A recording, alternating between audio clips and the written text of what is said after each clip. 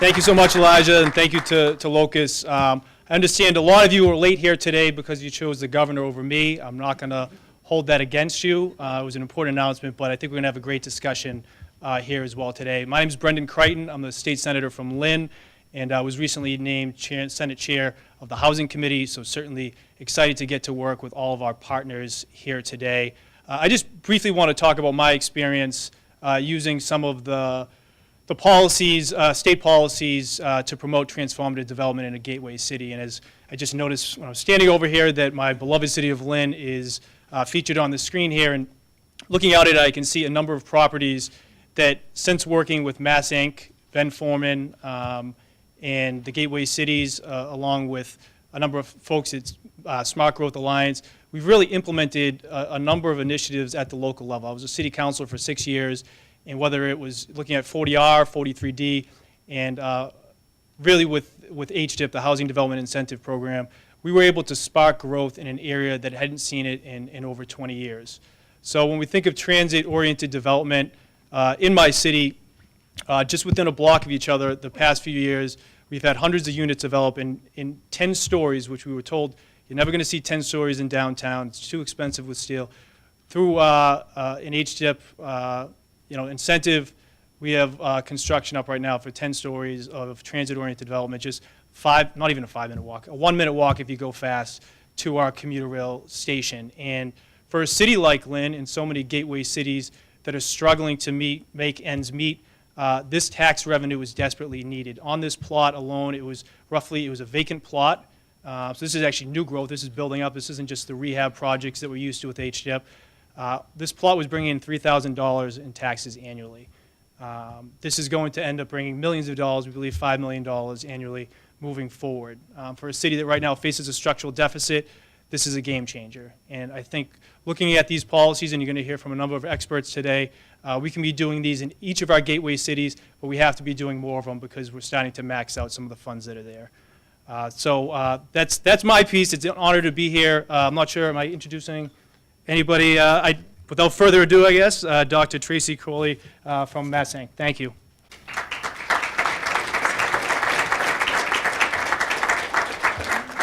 Well, I want to start by saying thank you again, Senator, for hosting us and letting us come here and talk on these policies to the group. And I am very much looking forward to the panel discussion and the conversation that's going to follow. But before that happens, you get to actually listen to my boring presentation about the research that we've actually published on these issues. And so I'm going to get started with talking about transformative transit-oriented development, which is an initiative that Mass Inc. took on as of April 2018. Ben Foreman, our research director, put out a research publication about transformative transit-oriented development. And I think somebody indicated that they can't hear me. Is that correct? Yeah. Okay. I will. The microphone is a little low. I will pick it up. Okay. Is that better? A lot better, okay. So transformative transit-oriented development was the issue of a report that was put out in April 2018 by Ben Foreman, our research director. And as a result of that, they decided to actually start a transformative transit-oriented development initiative for which I was hired as a fellow to lead. And in the report, if you haven't read the report already, I think we have a couple of copies here. If not, let me know. I'll make sure you get a copy of the report.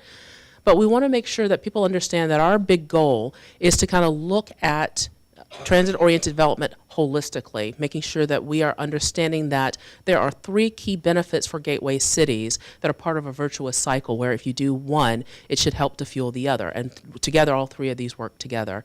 And you have the environmental benefits, the fiscal benefits, as well as equitable growth benefits.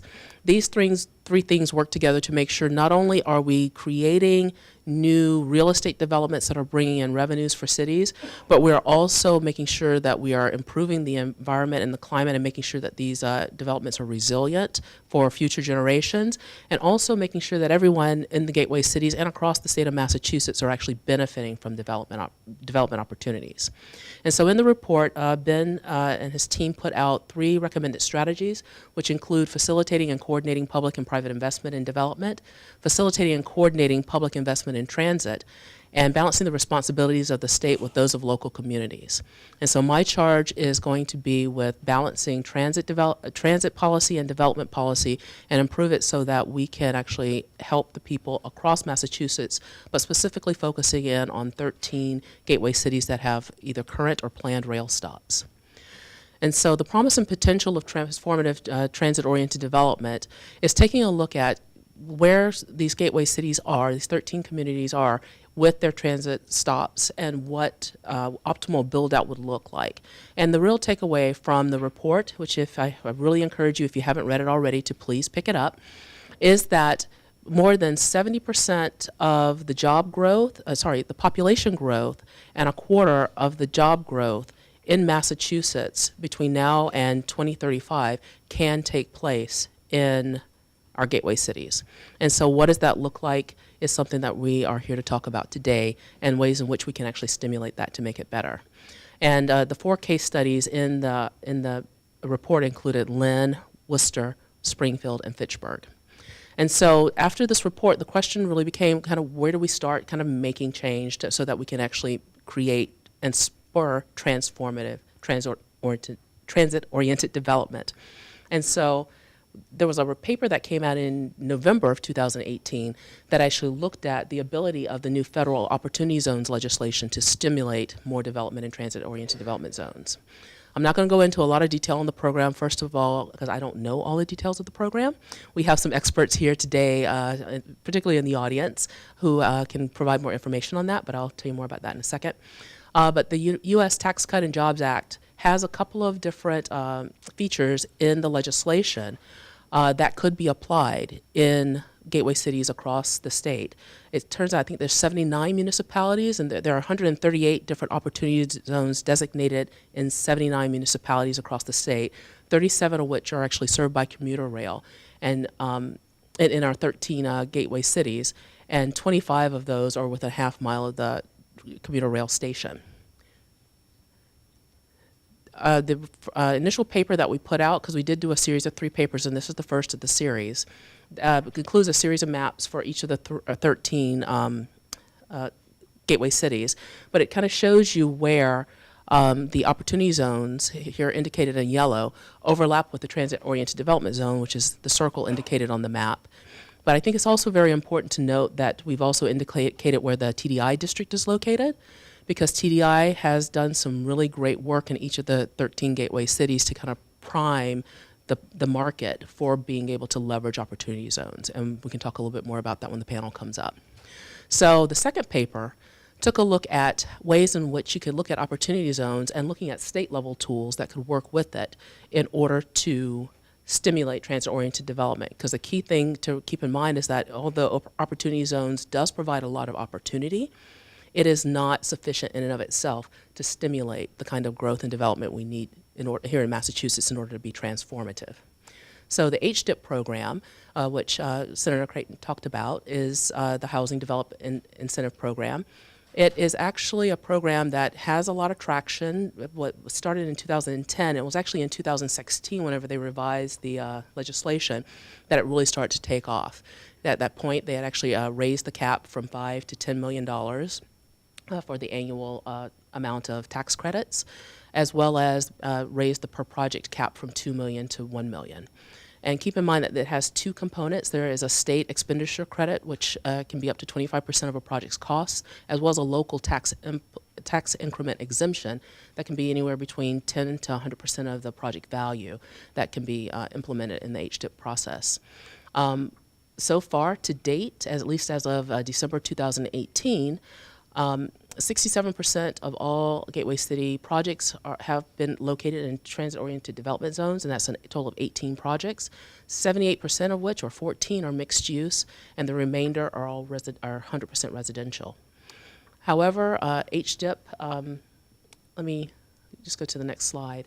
Let me go back a second, because I think one of the key takeaways here is if you notice from the graph, is that the investments that have been made in local tax credits and state credits has spurred a lot of private investment in these communities. And so we'd like to see a lot more of that continue. And so once again, the second paper also includes a series of maps that kind of show where the HDIP zones or housing development zones overlap with opportunity zones and the transit-oriented development zones. And so once again, the opportunity zone is in yellow. The HDIP zone is in the hatched area. Of course, the circle shows the TOD area with the donut in the middle is the transit station. We also show in the paper where the current projects that have been approved and are under construction are located. Those are the black dots, and the gray dots are the ones that are proposed. Here you see a comparison of Lynn and Haverhill. And so the third paper, which we actually just released yesterday, is actually looking at the overlap between opportunity zones 40R and 43D. And the 40R smart growth zoning provides an opportunity to do a lot of different type of development. It's been used primarily for affordable housing development across the state. And then 43D, the expedited permitting, once again, it offers a lot of opportunity that it hasn't been used for in the transit-oriented development areas, but because it's so far it's been used primarily for industrial development across the state. Once again, before I get to the geographies, the designations, the number of gateway cities with rail stations that have a 43D site within a half mile of the station is 4. The 40R districts are within a half mile of the station. There's 3 total, but there's only 1 TOD area that actually has both a 43D and a 40R site within it. And you see here on the geography, it is actually Lowell. I have Lawrence up here because they have a proposed 40R district that has not, I'm not sure if it's been approved yet or not, but as of December, it had not been. So those are our 3 papers that we put out. I'm not going to talk much more about them at this point because I really want to give the panel a chance to really weigh in on the key issues here. But I'm going to put this up. One of the things is you can get all 3 of these papers. They're about 4 to 6 pages plus all the maps from our website. And so there's a URL as well as if you want to use your phone to get the QR code. As well as, so grateful to LISC for providing us with documentation. There's a couple of printouts here on the table, as well as they have a download of a PDF of very detailed information, which was very helpful for me in understanding opportunity zones. But given that the legislation, they aren't really changing the legislation. The IRS is actually changing the rules associated with the legislation, but they're still negotiating what that looks like. That's going to be an ongoing conversation. So I'm pretty sure that this is going to be the first of many conversations we have about opportunity zones and ways to actually layer that with the numerous state-level tools that we have available to spur transformative development in our transit-oriented areas. Thank you.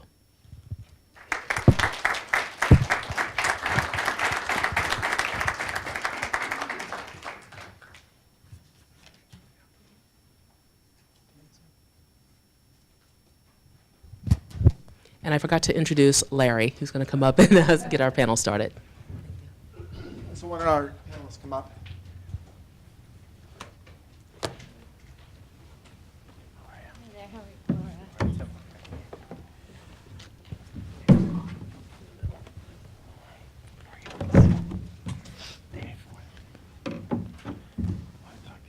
I'm Larry Field. I'm Deputy Director of the Massachusetts Smart Growth Alliance. And we're going to get at the issues as quickly as we can. First, to introduce our panel, Tim Murray, as Lieutenant Governor, was present at the creation of HDIP in the 2010 Economic Development Bill.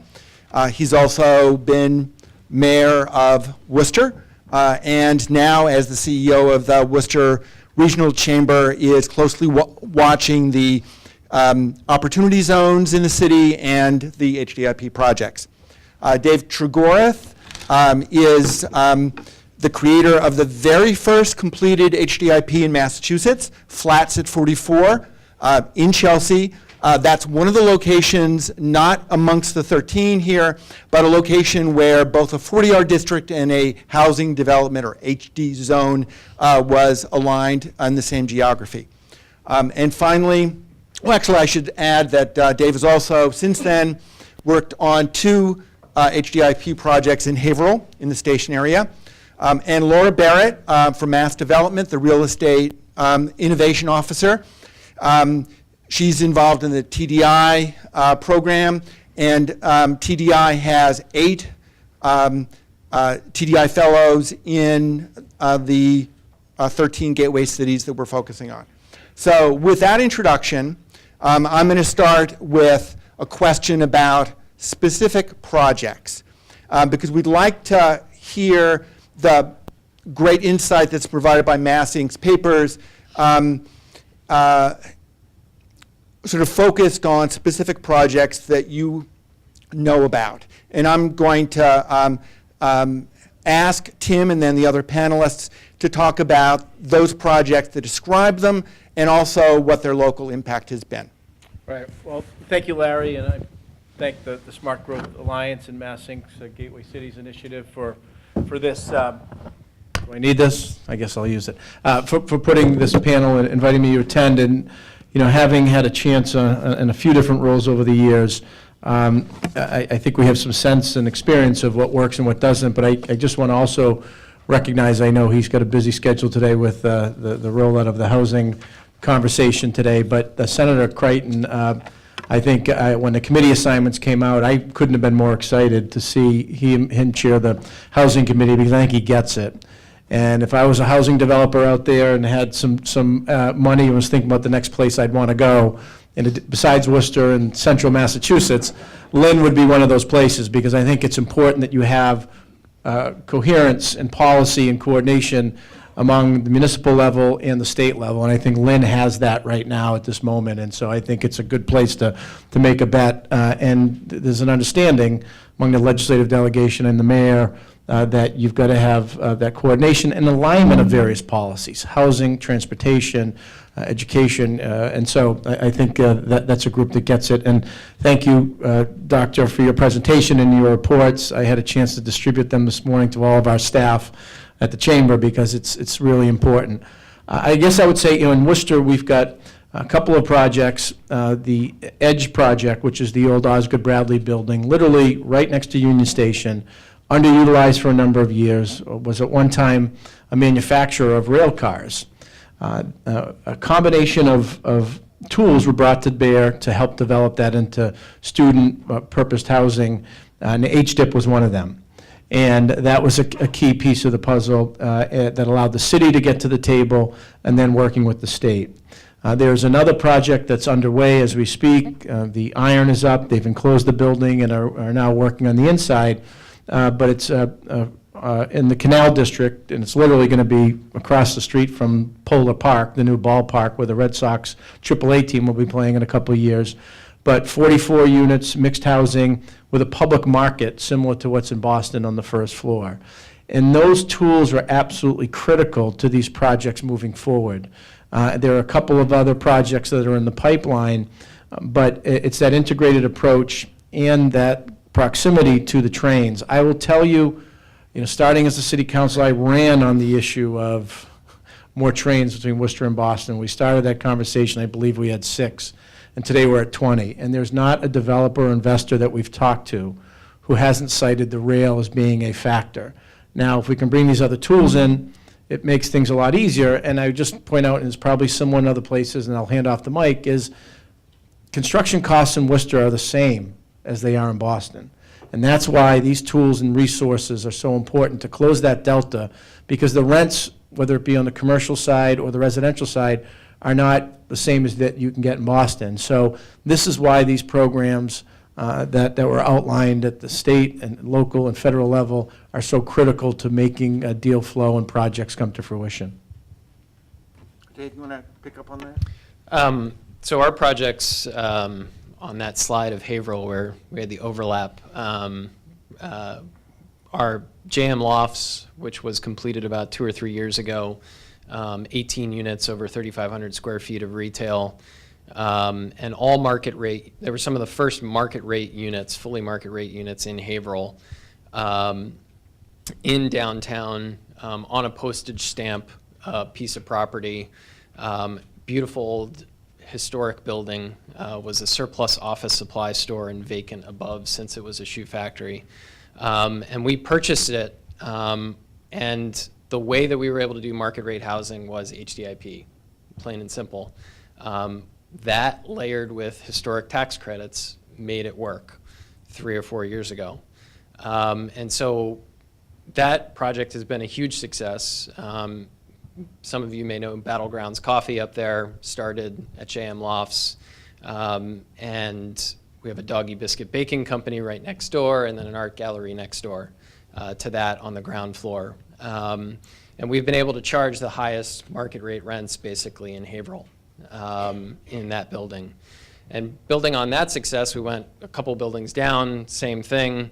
And we have under construction right now another 24 units over about 3,000 square feet of retail due to be delivered this fall. Also, housing development incentive program, historic tax credits, and some social equity money that I can talk about as well.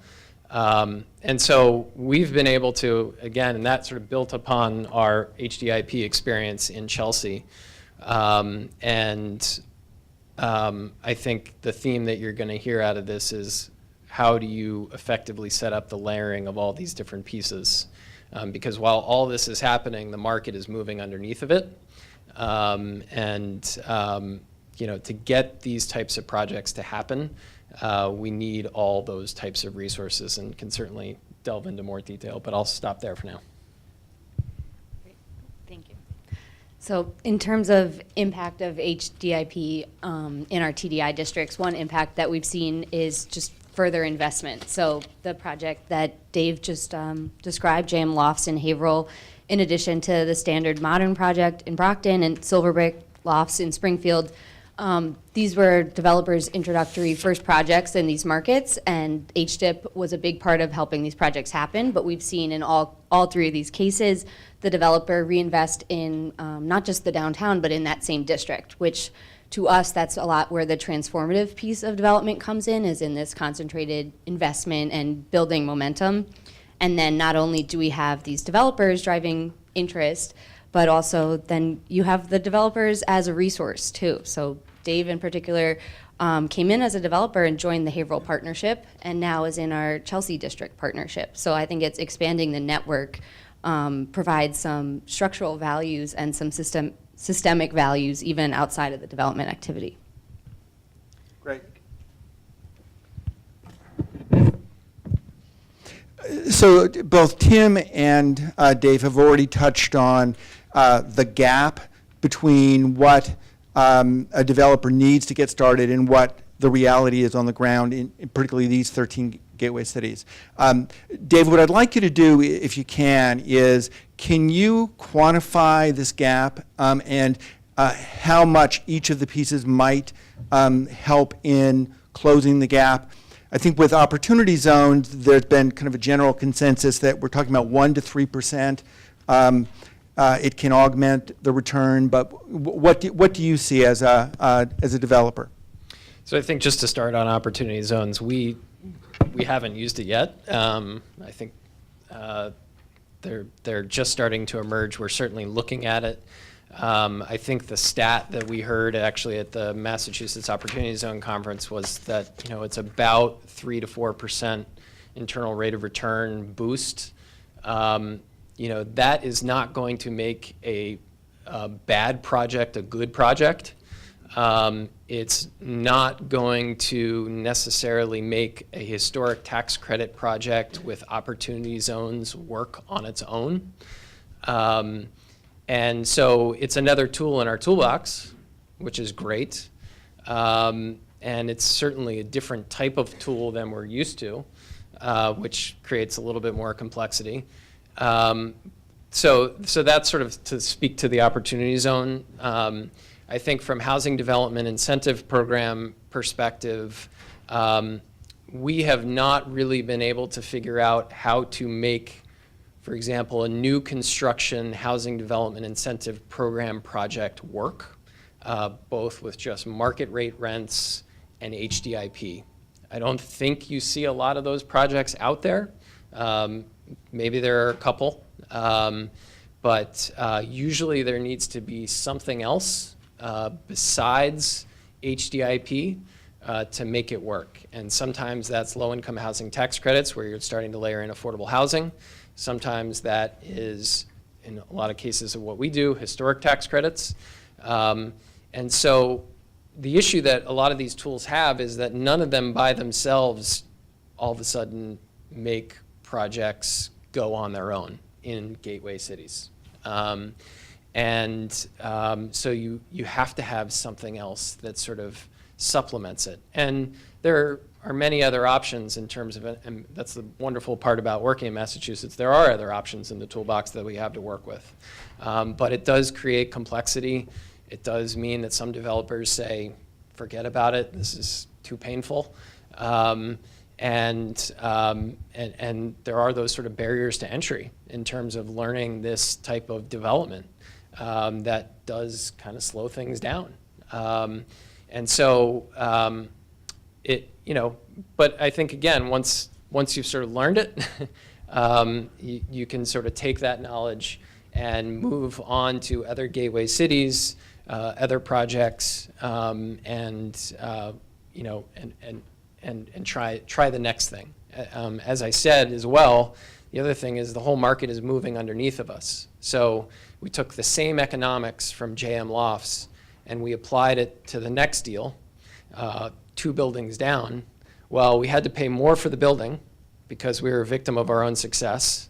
And the landowner said, well, you guys got that done, and so, now this is worth 3 times what you paid for that.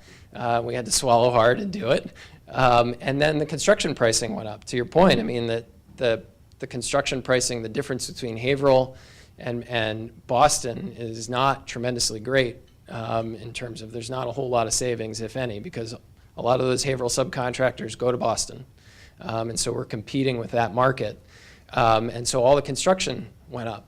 And honestly, 87 Washington, our next project, JM Lofts, if we didn't have Kathy, who was with the Healthy Neighborhoods Equity Fund, investing social capital completely away from, sort of the public dollars side, we would have really had a hard time closing that project.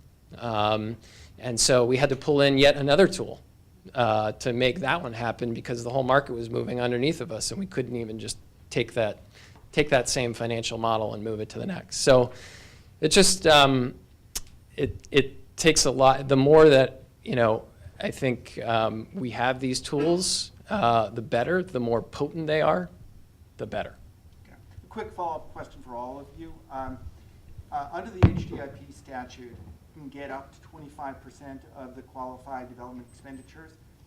Based on the projects is that what they're getting, or are they getting far less than that as a percentage?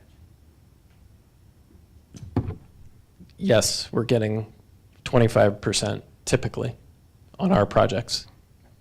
And that alone doesn't, again, I speak from the perspective of getting the full allocation from HDIP, and that on its own with market rate rents in a community like Haverhill, not getting us to the full amount. Is that consistent with what you've heard about the project? I'm trying to remember on both, which I don't want to get them mixed up, but I think on one of them, there was the full utilization, the other one, not quite. I'm not sure I have details. Okay. So Laura, I have a question for you. Great. So we've been talking about HDIP, which actually provides a financial subsidy, with the tax credit at the state level, the property tax exemption on the local level. Both 40R and 43D are not providing any monetary benefit directly to the developer, but what they're doing is making it more certain and are speeding up the permitting. Based on your knowledge of the gateway cities that have tried to align those tools and station areas, what do you hear? So one of the prime examples, and I'd encourage people to speak to the source, Rob May, Director of Planning in Brockton, is always talking about his famous 7-layer dip. And I think that Brockton's done a great job of aligning these different eligible geographies.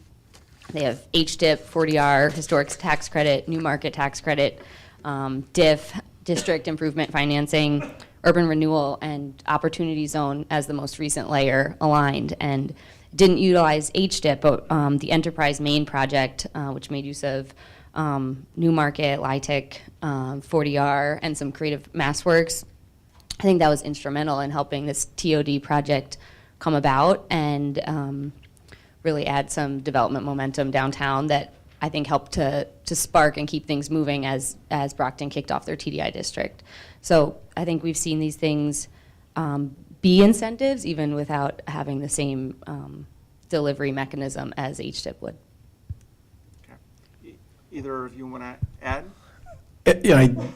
Dave mentioned how these projects take time. Laura went through, added a whole bunch of other programs, and invariably, you almost see in gateway cities where these projects move forward, kind of this assembly or stacking of these various programs to make the deals happen. And, we were the beneficiary when Governor Patrick and I came into office of 2007, that the legislature had passed an economic development bill that included the expansion of the historic tax credit. I can tell you from my time as mayor, watching and advocating for some projects, to have those additional projects, have those additional tax credits, and we can all debate how they're distributed and the timing and the sequencing, but having those made a huge difference and made projects go forward that otherwise might have taken another 5 or 6 years. And not all developers have that patience. And similarly, in April, Anderson Lamro is in the room, and I see Marty Jones. But when the HDIP program, and I chaired the Interagency Council on Housing and Homelessness, we wanted to encourage market rate housing in our gateway cities because that then helps support the retail and creates jobs, right? Jobs and opportunity for people oftentimes living in those census tracts with the least number of job opportunities that they can walk to or are right there. So I think it's important, and the current administration and legislature deserve credit for expanding kind of HTIP's capacity. But if we really want to do, what I think we want here, and Mass Inc. has made a major focus through their Gateway Cities Innovation Institute and the Smart Growth Alliance, is accelerate investment and growth and job creation in our gateway cities. We've got to think about how do we expand these programs, because we know they work, but we've got to shorten the time frame of which it takes to assemble and put together, and we can, I think, dramatically accelerate the development in our gateway cities at a time when people are getting priced out of this market, and oftentimes very close to transit-oriented facilities. Union Station in Worcester being a good example, and all around the state, there's those similar opportunities in Brockton, in Lynn, and the TED for Tires was a project, we put together in Haverhill. If you do it, invariably people come, they use the transportation, and there is development investment that raises that tax base. And Senator Crichton talked about it. That is a game changer. And if you can accelerate that, that's more money for police, fire, schools in those cities, which make a difference. I think I just want to also tell a little bit of the story of the impact of JM Lofts in a little bit more detail, because I think one of the issues that Haverhill retail had, and Noah can speak to it as well, was, there were people that wanted to start businesses, but you had a lot of rundown real estate. And in order to get a certificate of occupancy on Washington Street in Haverhill, you had to, as a small business owner, you had to put a ton of money into the space to bring it up to code. And because we were able to do JM Lofts, which was kicked off by HDIP and the state historic and federal historic tax credit, we were able to build out a retail space that had fire alarms, that had sprinklers, that was ADA accessible. So we could get, at a reasonable capital investment, at a reasonable rent, a coffee shop like Battlegrounds Coffee that could not start in debt, basically, and also have market rate renters above that had some discretionary income and that could come downstairs and buy a cup of coffee or buy whatever and hang out, and saw it as an amenity in the building. And so all of a sudden, 2 or 3 years later, you've got Battlegrounds Coffee expanding to Lawrence on their success at JM Lofts. And so when we talk about impact of state historic tax credits, of HDIP, we're not only talking about, hey, it's nice to have some market rate renters. We're talking about a larger economic story. And I think if anybody goes to Haverhill along Washington Street and walks down the street, it's a vibrant street. There was a vacancy across the street, and boom, 6 months later, there's somebody new opening up a shop. And there's a lot of momentum, and because these programs make these projects happen that then sort of kick off this further investment. And ideally, we hope to be able to eventually in Haverhill do projects with just simple debt and equity. You know, we want to be able to step out of the need for HDIP and the need for historic tax credits. Again, the thing that prevents us from doing that is sort of where the market goes. You know, if rents were rising faster in Haverhill, then we could overcome those construction costs, but they aren't yet. And so we still need that HDIP and that historic tax credit because those construction costs keep going up. But I think it's very important to connect, you know, the state historic tax credit and the HDIP not only with the jobs they create in construction and the units that they create, but also in certain circumstances, these retail stories that I know we're not the only one. And so that's something that needs to be told. Tax base expansion. Yeah, yeah. Well, Dave, you're definitely not the only one. Tracy's study noted that in these 13 cities, 78% of the HDIP projects have been mixed use. And in other gateway cities, that's been true as well. Pittsfield, for example, I think both of their projects are mixed use. So I'm going to ask Dave and Tim a question that I'm not going to ask you about, Laura, and you'll understand why. Should the HDIP cap be raised by the legislature from $10 to $20 million a year? Yeah, I think that goes to the point, Larry, that I was making a few minutes ago about, you know, the historic tax credit being expanded, and that's more than, there's no question in my mind that that's more than paid for itself. And I would argue that by expanding the HDIP opportunities, you're going to get more projects happening faster in these gateway cities, and it's hugely important. Municipal tax base expansion, job creation, you know, bringing opportunity and investment into those neighborhoods. In many instances, the municipalities work with the developers on apprenticeship programs or training programs while this construction's going on. You know, linkage or community benefit agreements, you know, they're called a lot of different things, but that's so critical in our gateway cities.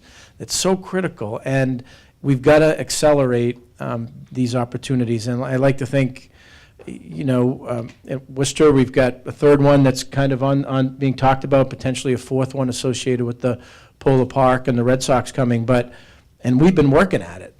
And we had in January 200 people show up at 7:30 in the morning for our Opportunity Zone conference, because how do we stack that or put that into the mix? And we want to get the information out as it comes from Washington as quickly as possible so that we can get more projects going and take advantage of it. So that's why if we can expand it and create more capacity, not only with the HDIP program, but potentially historic tax credits and other things, you unquestionably are going to see more projects taking place in these municipalities where they're desperately needed, and the impact is profound.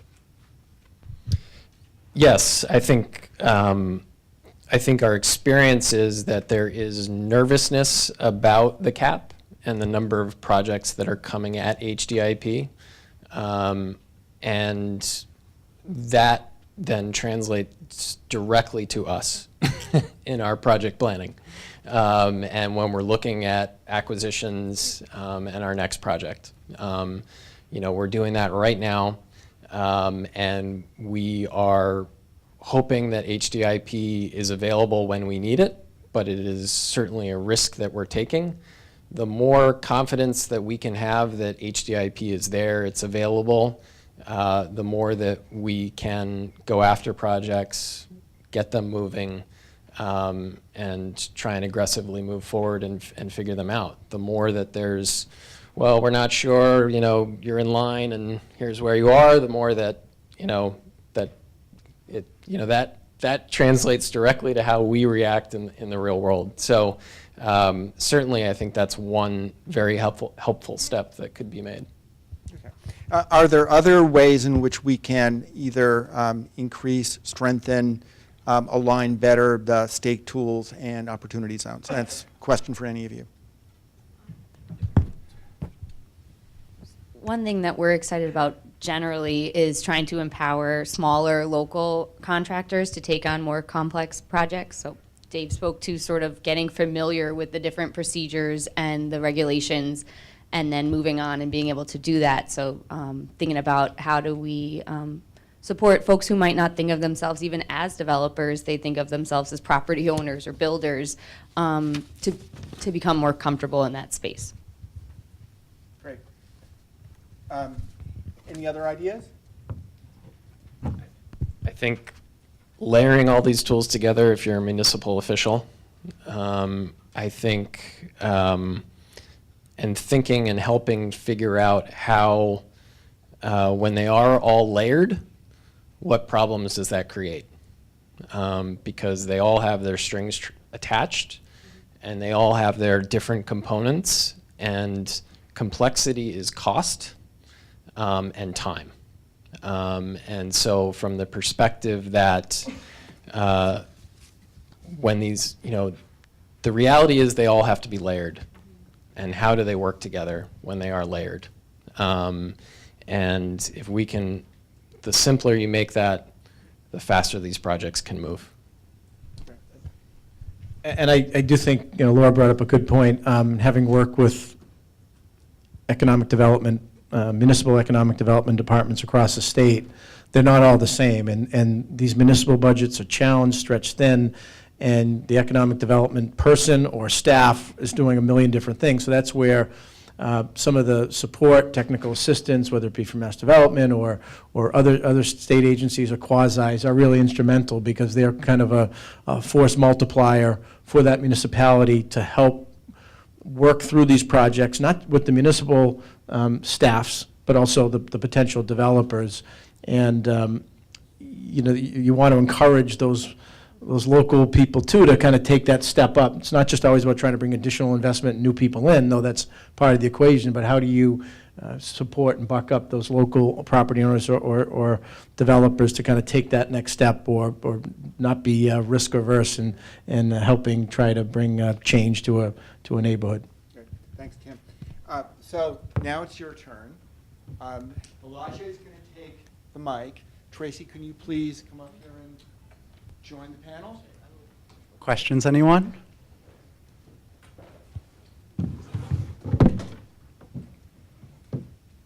Rob's got a question, all right.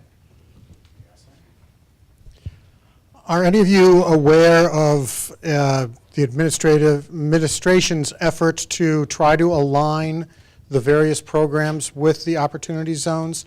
Because we have, a short window for investment on federal opportunity zones, but we can be waiting, several years for LIHTC or for HDIP, or, hell freeze over before you get tax credits for the historic. All of these things have to align, and it would make sense for somebody in the administration to try to take the lead on that and make that happen. So if you know of anybody, I would love to know. Good suggestion. That's the major problem trying to use opportunity zones with any of these tools.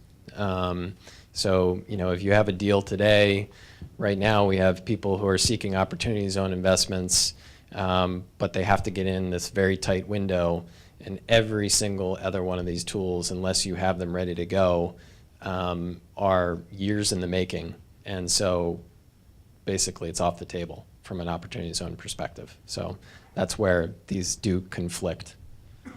Yeah, I'm sure there's obviously some transition with a new secretary in Housing and Economic Development. I do know Tim McGurthy, who was the Chief Development Officer for the City of Worcester, and then left after about 10 years. Tim was instrumental in a number of projects that we implemented during my time as mayor and as lieutenant governor. He has been leading the Worcester Regional Research Bureau. They have done some pretty detailed reports, and which we work with them in rolling out when we had our conference on Opportunity Zone. So I don't know that he started yet, but Tim McGurthy, but I'm sure there's someone in the administration kind of trying to learn that as it comes out and to see where we can align it the same way we are in our region. We've got about 10 in our chamber service region of 35 cities and towns. So everyone's watching it, and Tim McGurthy is familiar with it, so he's at least one name I can give you. Anything to share on that? Got another question over here. I have a question. Just last week, I work in economic development in one of the gateway cities, Fitchburg, and I was at a session for our regional planning council as we prepare to update our economic development for the strategy for the region. Mass Housing Partnership had a significant amount of time presenting on inclusionary housing and being a big professing that that's something that we all need to take seriously in the Commonwealth. And I wonder, when we hear about the stack of different layers needed just to make these projects go, and I'm not trying to suggest that the epicenter of Eastern Mass and the high cost of housing there is working, to solve that problem is one thing, but as we speak about the gateway cities or transformative TOD, it does seem that it would almost be unimaginable for gateway cities to implement inclusionary housing requirements on developers of these types of projects, because that would be just the one thing that would make it not work. And I just wondered, since we have this panel, is there any thoughts on that, or am I unique in my thinking? Well, I know that Chelsea recently passed inclusionary housing as a gateway city that we've been working in for 10 years, did not have an inclusionary, and did implement it 2 years ago, a year ago, year and a half ago. I'm an affordable housing developer and believe in affordable housing. And it is a balance that you have to find as a municipality, because you do want to lock in that affordable housing when you have the opportunity. And before the market gets away from you, when it is very hard to get affordable housing built, right? And so you want to jump at that right moment where you can lock in those restrictions for basically as cheaply as you can, and still take advantage of these big projects that may be coming through. At the same time, you don't want to necessarily dampen projects, right? So I get that. And so it is a debate, and it is, I think, something where you maybe just need to talk to some of the developers that may be more willing to share their numbers, and to say, this is the impact, right, of what you may be asking for or putting in place. And just know going in that that's the impact, and if you want to have some of these projects move forward, you have to figure out another way to offset it. But I'm certainly a believer of trying to lock in that affordable restriction at the right moment, because once the market gets away from you, it gets way more expensive and way harder to do, and it runs off on you. So it's a very tricky issue as an economic development or housing person at the municipal level. So good luck.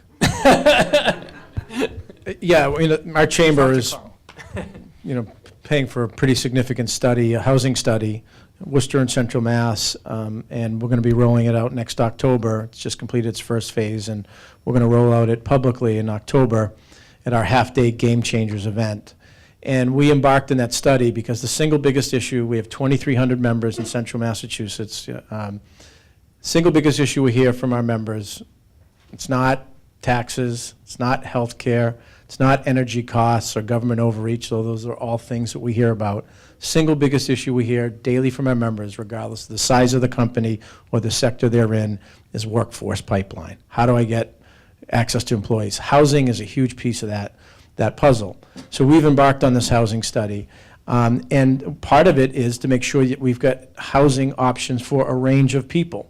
And we have worked with the city, with the Worcester Business Development Corporation and others to support a number of reuse projects in the city. Wynn, Trinity Financial, there's a local developer that has kind of stepped out of their kind of family's comfort zone and taken on a project that's mixed use.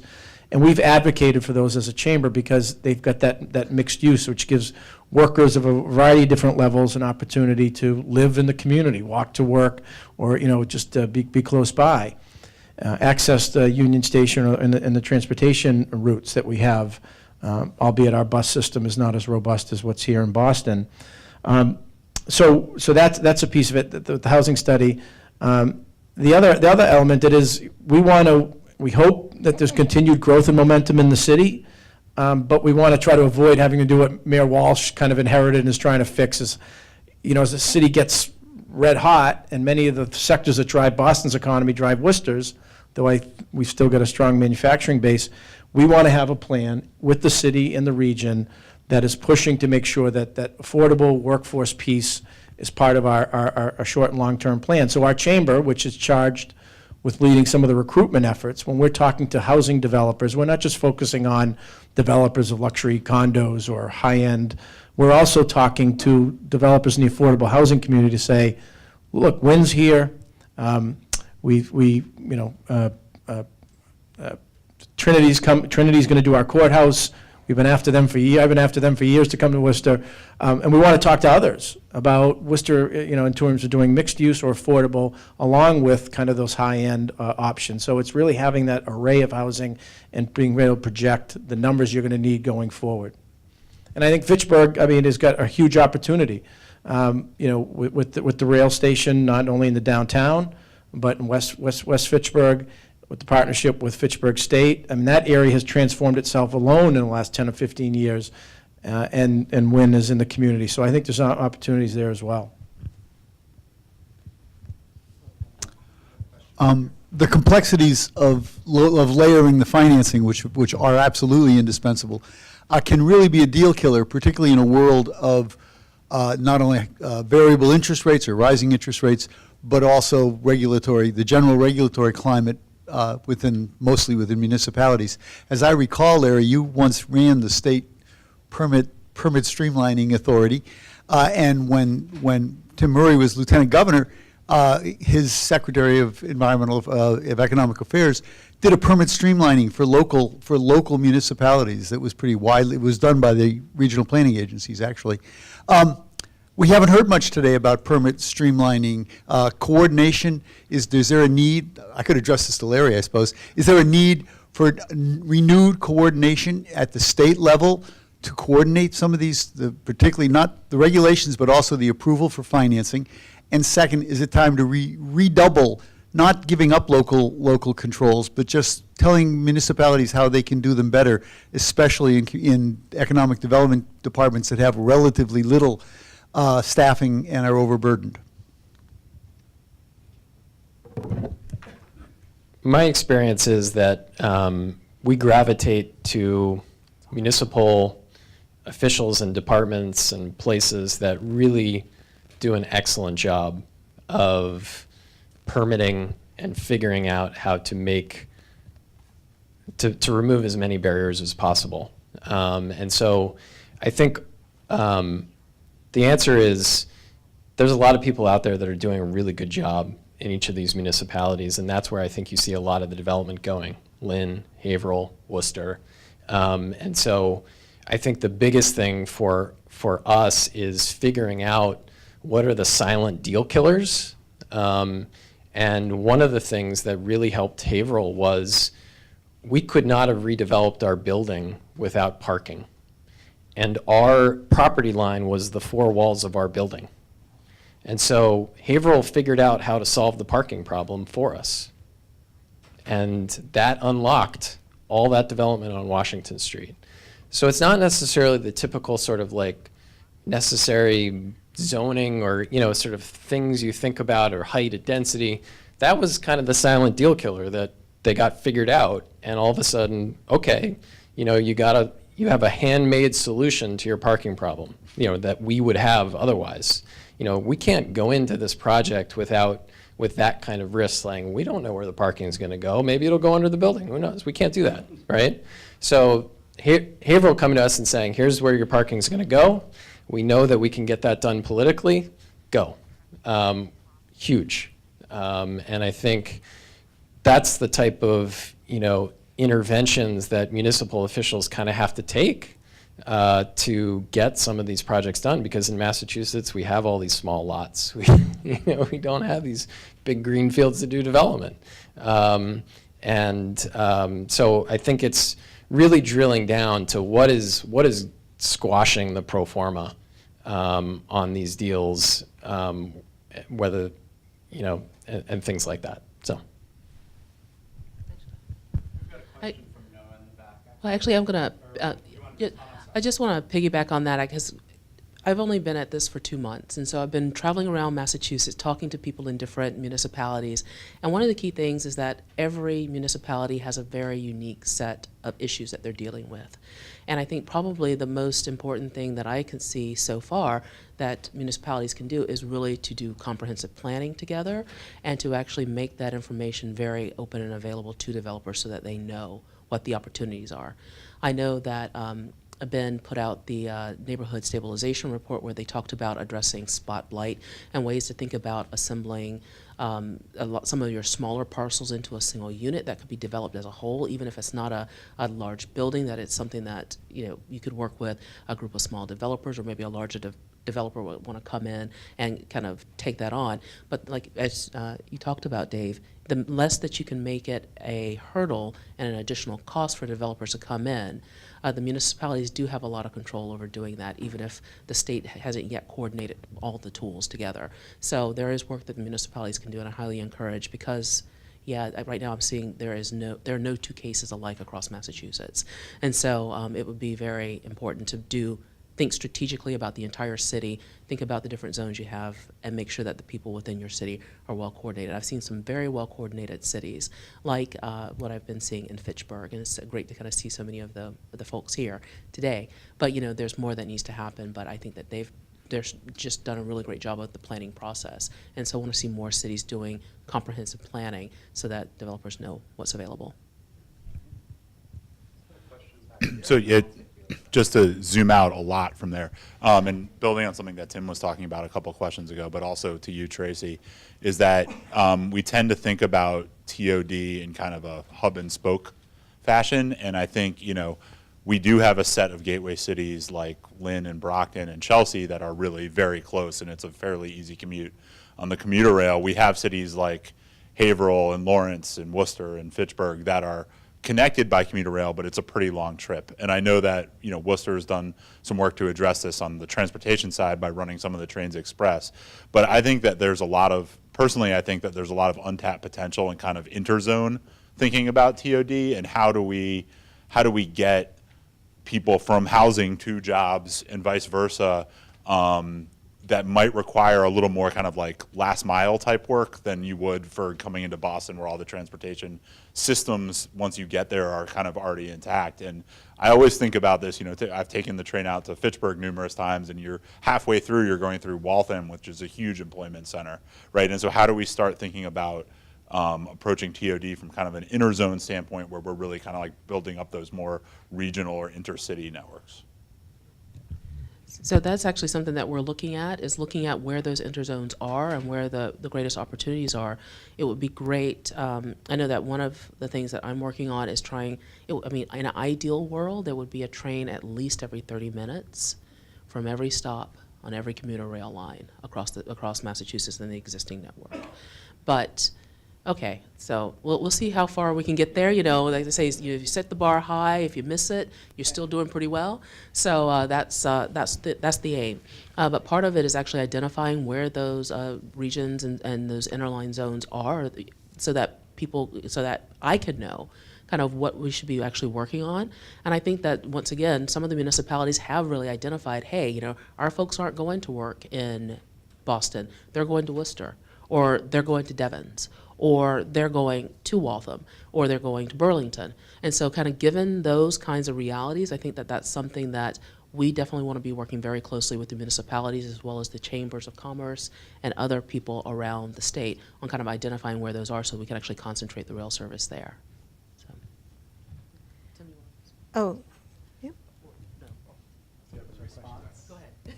No, go ahead. Do you have please respond. Okay, so, all right.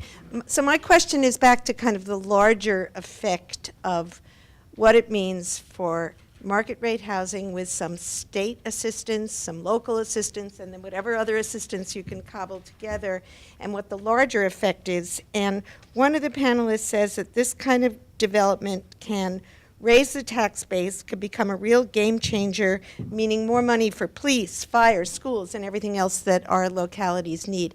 At what point does this kind of development actually really contribute to the tax base and schools and fire and everything? I assume it's not just one building.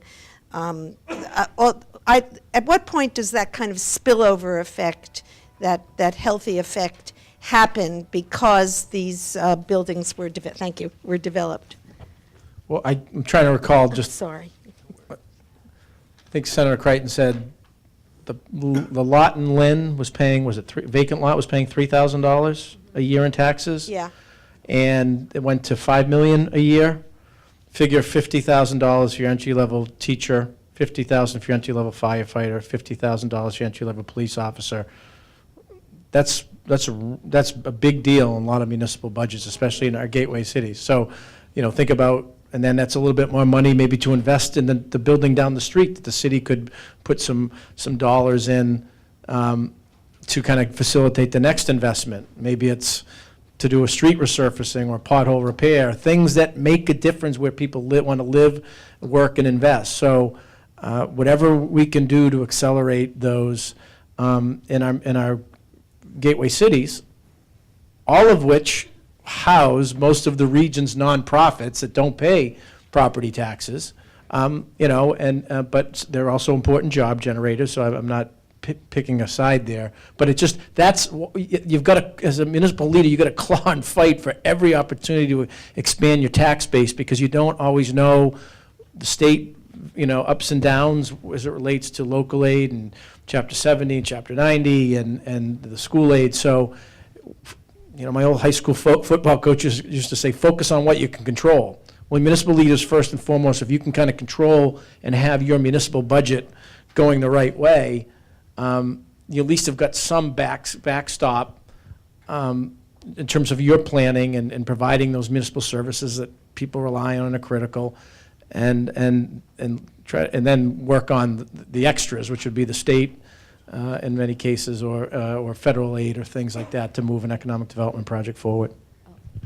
And then just quickly too, when you talk about layering it with other tools, I think that one or more projects, especially when they're layered with a tool like the district improvement financing, if a municipality chose to define priorities of where they'd want to direct incremental tax revenue, then you start to really see that concentrated impact on their local priorities, local to that one project. But that would be on a municipality by municipality basis, based on the tools they felt were valuable in their downtown. I'll just also say one thing. When we started JM Lofts, I think half of the acquisition value went to the city in back taxes. They got a building permit fee. So the answer is the effect is immediate. The scale obviously is a question. I mean, our project is much smaller than the project in Lynn. But that's the kind of issues. It's not only what you're getting, it's what you're avoiding. It's what you're avoiding in terms of a decrepit building that's falling down and the city having to basically, go clean up the bricks that were falling off of the building that we purchased, right? So it's avoidance as well as momentum moving in the right direction. And I just want to add diversification. And so that's one of the reasons why we advocate for, at least I think we advocate for, transit-oriented development, in that, you have a diversified tax base. I know that very early on I did some analyses of cities across Massachusetts, and there are some that they're not gateway cities, but some are just 98% of their tax base comes from residential properties. And so there's not much room you have to grow there whenever you have existing residential with very little rehab happening. So you want to make sure that you're keeping the tax base diverse by encouraging development that's mixed use.